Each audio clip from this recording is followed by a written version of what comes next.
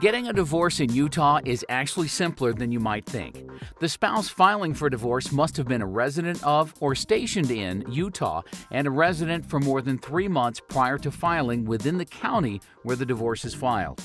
There is a 90-day waiting period before a divorce will be granted. Once the residency requirement is completed, a legal grounds for a divorce must be established. Both general and no-fault divorce are acceptable grounds for divorce.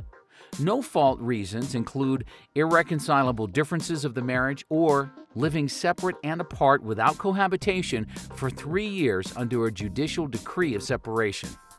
The reasons for general divorce are impotence, adultery, conviction of a felony, willful desertion for 1 year, cruel and inhuman treatment, willful neglect, incurable insanity, and habitual intemperance, drunkenness. Utah requires a parenting plan for child custody. Joint or sole child custody is determined to be the best interest of the child and with consideration of the past conduct and moral standards of the parents, the welfare of the child's preference, which parent is likely to act in the best interest of the child, and which parent is likely to allow frequent and continuing contact with the other parent. If there are allegations of child abuse, the court must order an investigation by the Division of Family Services or the Utah Department of Human Services. Joint custody may be ordered if it will be in the best interest of the child and both parents agree to joint custody, or both parents filed a parenting plan for joint custody and it is based upon a consideration of the following factors: whether the physical, psychological, or emotional needs and development of the child will benefit, the ability of the parents to give first priority to the welfare of the child and reach shared decisions in the child's best interest, whether each parent can encourage and accept a positive relationship between the child and the other parent, whether both parents participated in child rearing before the filing of the divorce, the geographical proximity of the homes of the parents, if the child is of sufficient age and maturity, the preference of the child, the maturity of the parents and their willingness and ability to protect the child from conflict that may arise between the parents, spousal or child abuse, ability to cooperate, and any other factor that the court finds relevant. The court may not discriminate against a parent with a disability in custody matters.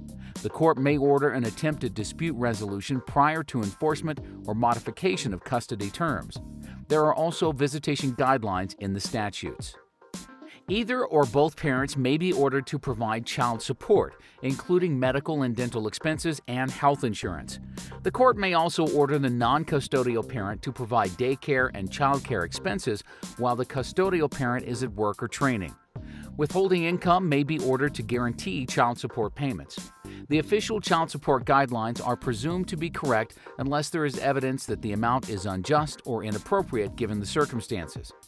Considered in awarding amounts outside the guidelines are the standard of living and situation of the parties, the relative wealth and income of the parties, the earning abilities of the parents, the needs of the parents and the child, the ages of the parents and the child, and the responsibilities of the parents for the support of others. A child support worksheet is contained in the statute. In addition, a financial verification form is also required. Utah is an equitable distribution state. All of the spouse's property, including gifts, inheritances, and property acquired before or during the marriage, will be divided equitably by the court. There are no factors to consider specified in the statute. Either spouse may be ordered to pay an equitable amount of alimony.